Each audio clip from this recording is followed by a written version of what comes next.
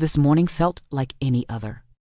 The kettle whistled in my kitchen, the smell of coffee rising while I stacked breakfast plates in the sink. My name is Margaret Hale.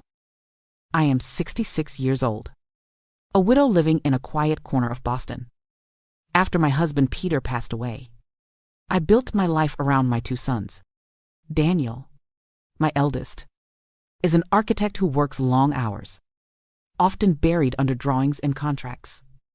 He lives here with me, his wife, Helena, and their 7-year-old boy, Oliver. My younger son, Lucas, followed his childhood dream of flying. He is a pilot, always moving from city to city, the sky his second home. That morning, Daniel had already left for his firm, his tie slightly crooked as always. Oliver, full of energy, had skipped down the street to catch the school bus. The house was unusually quiet except for Helena's soft voice calling from upstairs. "Mom, I'm going to take a quick shower before heading to the market," I answered. "Of course, dear," and returned to wiping down the counter. The landline rang, breaking the silence.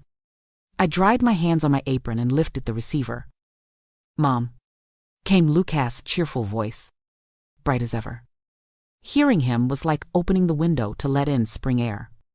He said he was on a short layover at Logan Airport and wanted to check in. We chatted for a few minutes about his schedule, about how he was keeping up with the demanding hours of flying across continents. His laugh always made me proud. But suddenly, his tone changed. He lowered his voice, hesitant. "Mom, something strange just happened. I think I saw Helena."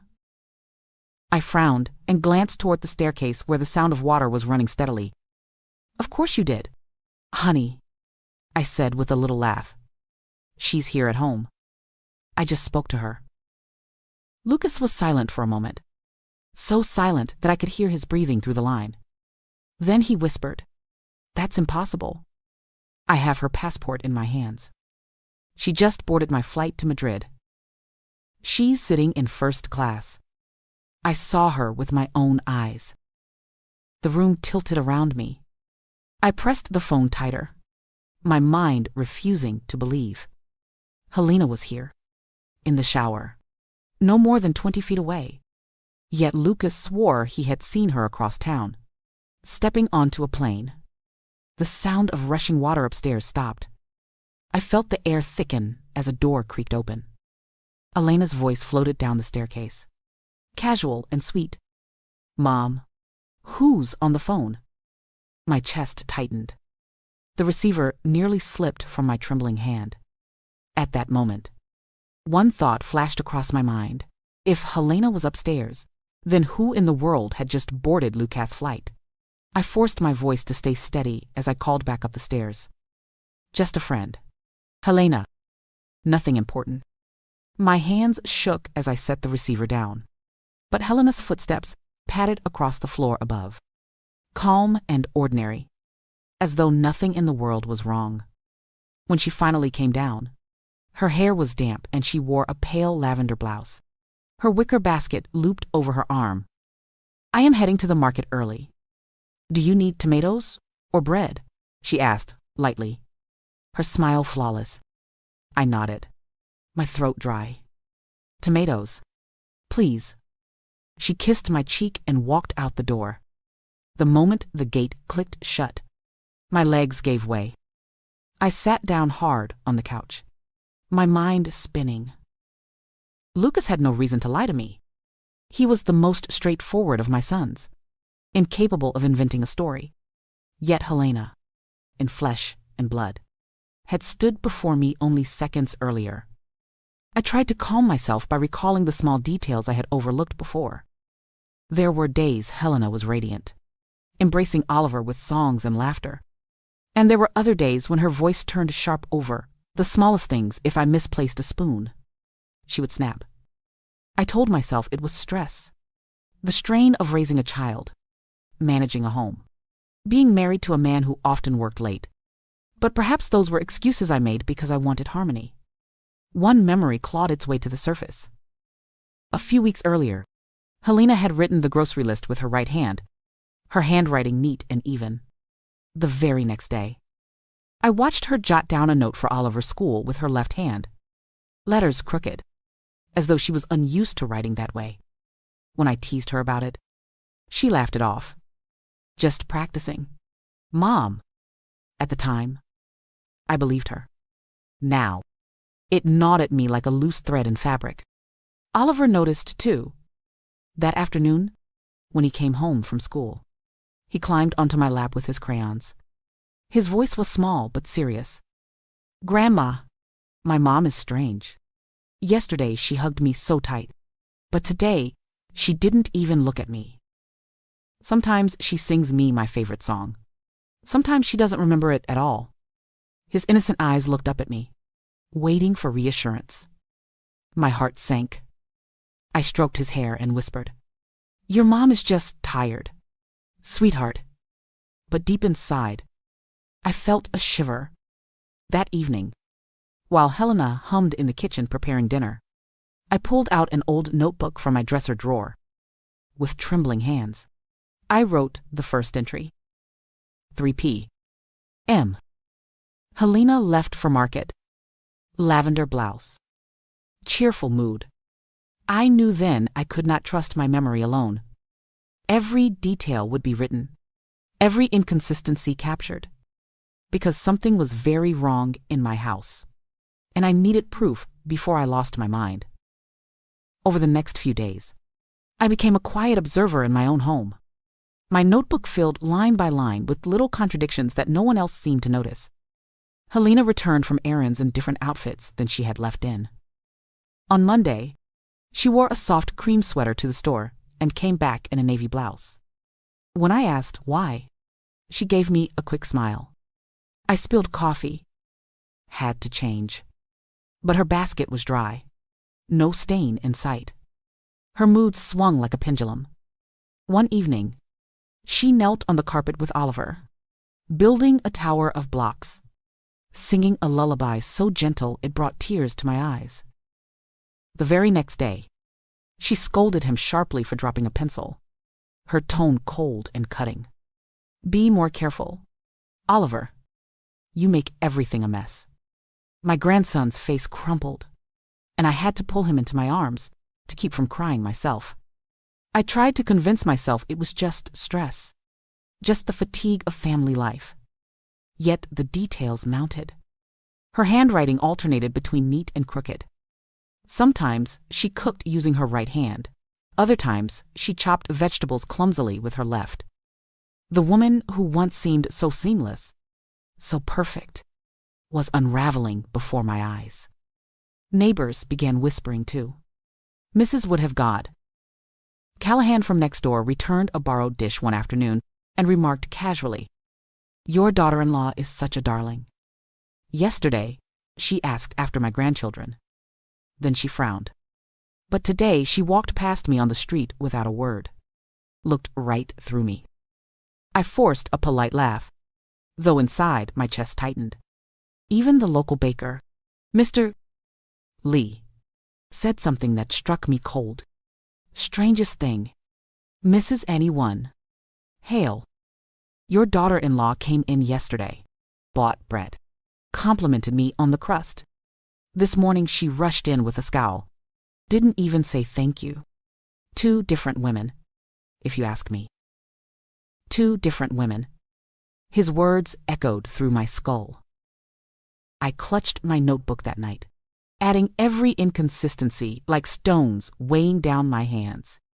Lucas' voice on the phone returned to me, low and certain. She was on my flight. I am looking at her right now.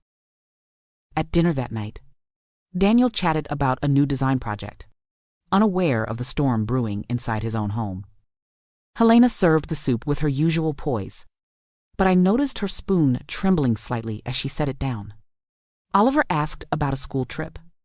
She smiled, but it did not reach her eyes. As I watched her, a chill passed through me. This was no longer about moods or fatigue. Whoever sat across from me was not always the same woman. And if that was true, then what exactly was Helena hiding from us all And by the end of that week, my notebook was heavy with entries. Each page a puzzle piece that didn't quite fit. I could not sleep. I lay awake, staring at the ceiling, replaying Lucas' words from the airport and Oliver's innocent questions.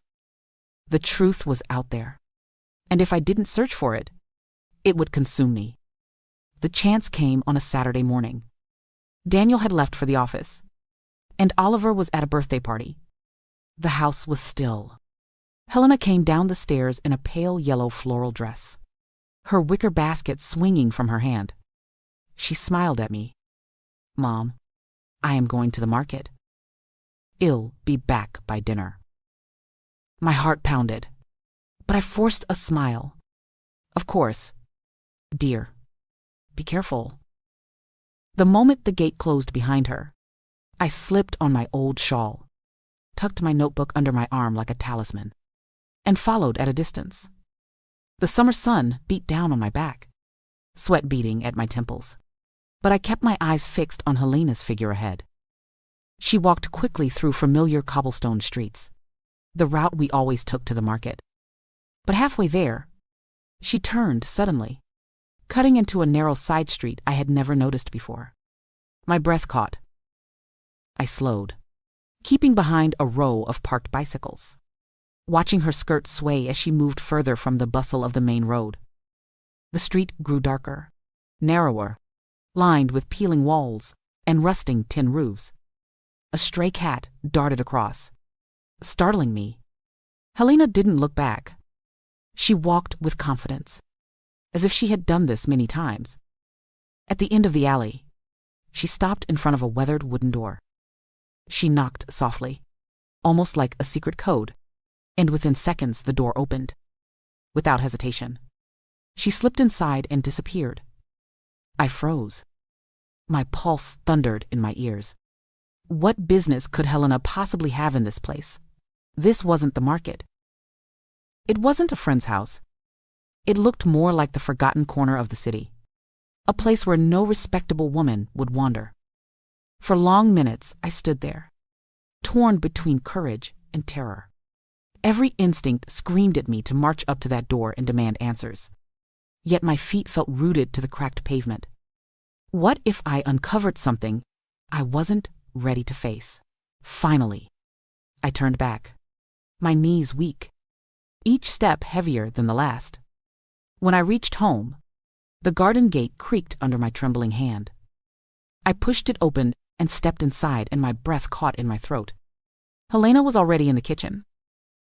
She wore a white blouse, her hair pinned neatly, chopping vegetables as if she had been there all along. She looked up, her eyes cool. "Where did you go?" "Mom?" I nearly dropped my shawl. Only minutes earlier, I had watched her vanish into that alley. That night, I barely touched my dinner. Daniel chatted about office deadlines. Oliver spoke excitedly about the birthday cake he had eaten, but my eyes kept drifting to Helena. She moved gracefully, serving food as if nothing had happened. Yet I knew what I had seen, the floral dress disappearing into the alley. And then, minutes later, this same woman standing calmly in my kitchen in a white blouse. Sleep did not come. I tossed in bed until dawn, the ceiling a blur above me.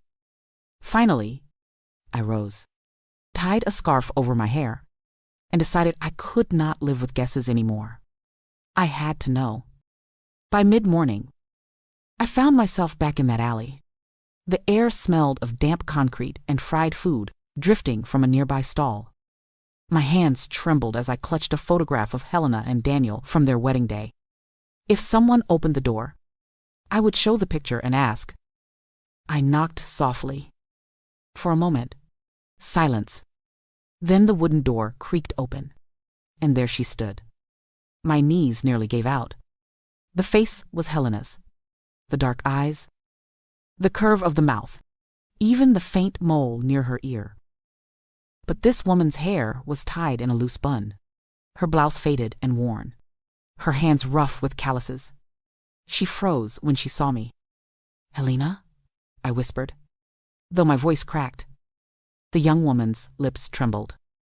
"No, my name is Isabel," she stammered. She tried to shut the door, but I pressed my palm against it. "Please," I said, my heart hammering. "Tell me who you are. Why do you look exactly like my daughter-in-law?" Tears welled in her eyes. She gripped the frame as if it were the only thing holding her upright. "I never wanted this. She pays me. She told me to come here sometimes, to act as her, just for a few hours, to go to your house, to the market, to take care of the boy. She said it was harmless." Her voice cracked. "My adoptive parents are sick, and we need medicine. She gave me enough money to keep them alive. I couldn't refuse." My breath came shallow, my chest tight. Every strange detail I had written in my notebook, the shifting moods, the handwriting, the sudden changes of clothes all at once, they made terrible sense. "You mean Helena hires you to be her double?"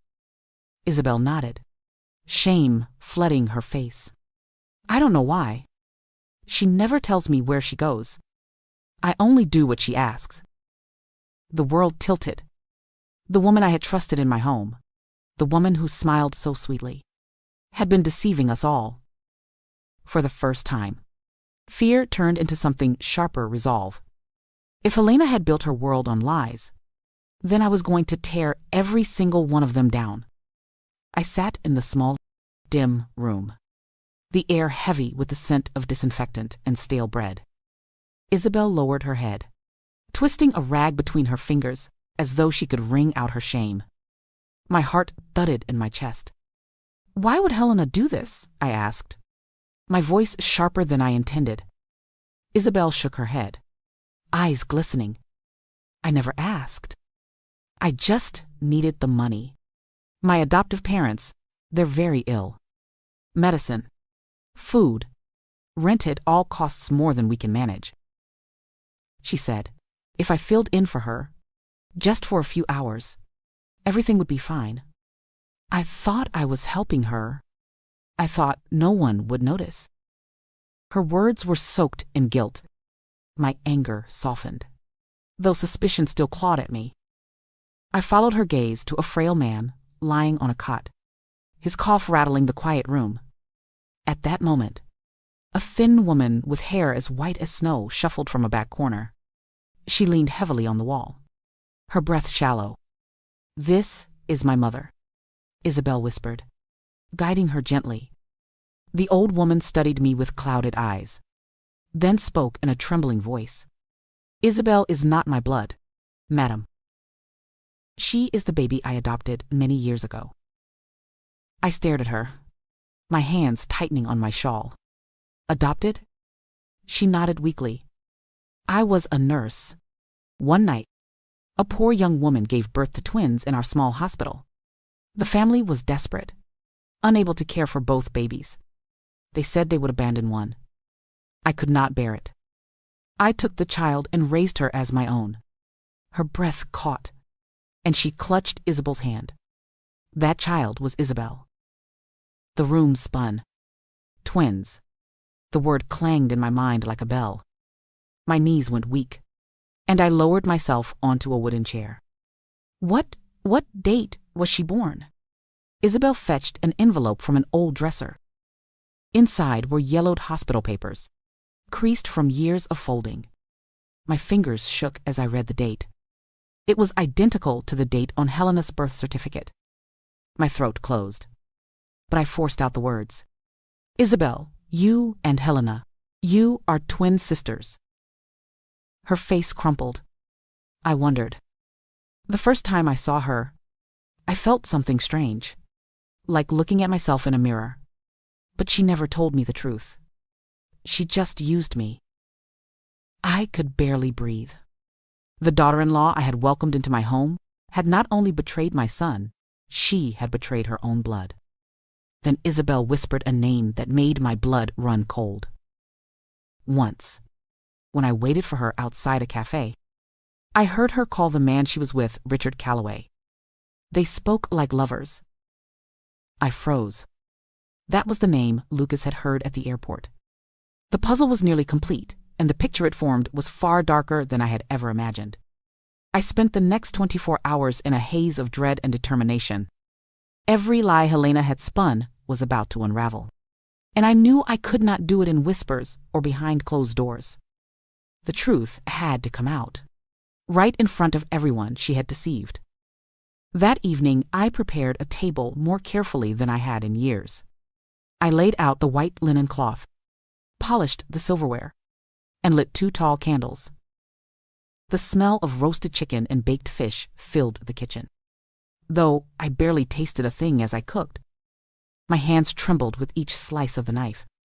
When Daniel came home, his face brightened with surprise. "Mom, what's the occasion? You cooked enough for a feast?" I forced a smile. "Just a family dinner. Daniel, we all need one." Helena entered moments later in her pale blue dress, carrying her familiar wicker basket. She kissed Daniel's cheek as though nothing weighed on her soul. Oliver ran in, delighted by the sight of food. For a moment, the scene looked perfect, but my heart was pounding, waiting for the knock at the door. Right on cue, Lucas walked in. His pilot's jacket hung over his arm, his expression tense. Behind him stepped Isabel, wearing a simple gray dress. Her face was pale, her eyes fixed on the floor. The room froze. Oliver blinked, looking from Helena to Isabel. "Why are there 2 moms?" he asked innocently.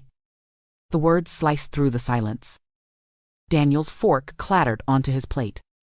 Helena shot to her feet, her eyes blazing. "What is this?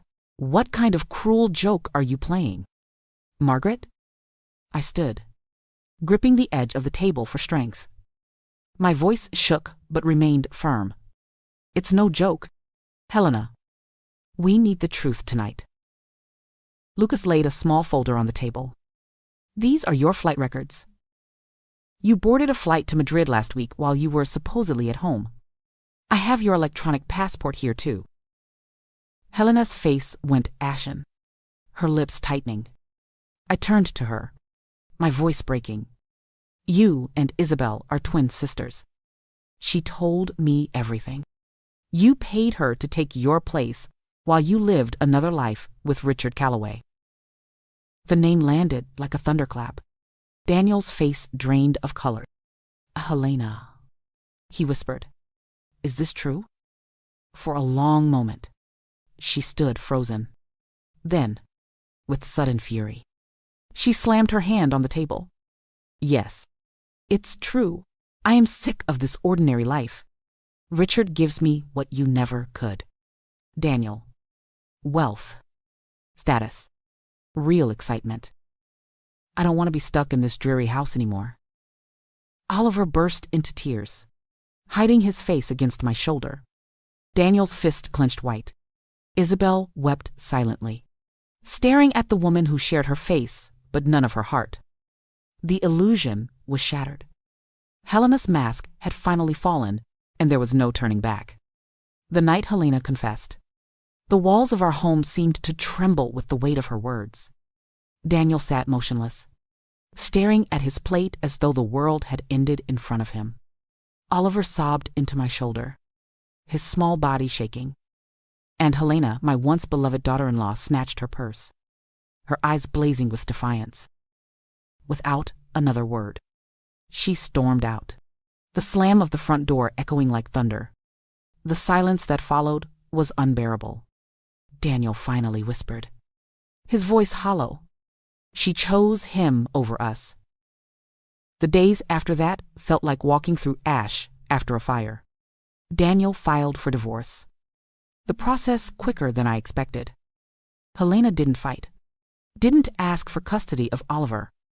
She signed the papers with a cold smile and vanished into Richard Calloway's world of wealth and shadows. To her, Oliver was just another burden she was eager to shed. Daniel tried to keep strong, but I could see the grief etched into his face. He buried himself in blueprints at his desk, his once lively eyes dulled.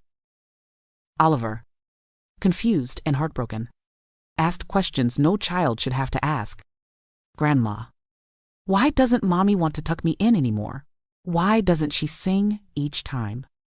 I hugged him tighter, whispering promises I wasn't sure I could keep.